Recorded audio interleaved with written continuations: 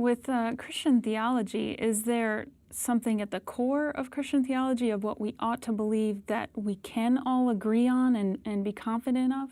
Yeah, of course, and I'm trying to say that in this lesson, that there is a core set of beliefs that Christians ought to, though they don't all do it, ought to share, and they ought not quibble over it.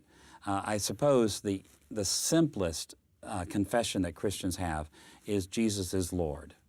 Now, on the one hand, that's simple, but on the other hand, there's a lot packed into those three words. Jesus is Lord. You know, there's a lot said in that. And so you do have to come to sort of a practical resolve of what groups or what people can I associate with believing that they are followers of Christ. It's not as easy as coming up with a list, but you almost have to have a list to be able to sort of define who you are. Well, it's funny because many times students in my classes, I'll ask them that question, what do you have to believe to be a Christian? They'll come up with a million answers.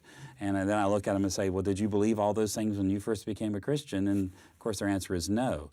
So when I try to boil it down to a set of beliefs and practices and feelings that we ought to have as Christians, I just draw upon the Apostles' Creed. And I do that more or less out of convenience. Because I don't know of any Christian group that would disagree with those beliefs. And if they did disagree with those beliefs, then you would probably wonder whether they're really Christian or not, or at least mature Christians.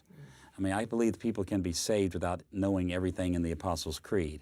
But how mature is that theology if they don't affirm those things in the Apostles' Creed?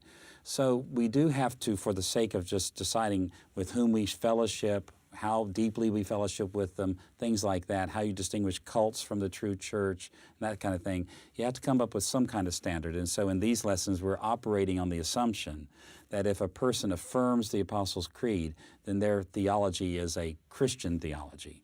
And that's sort of the direction we're taking here.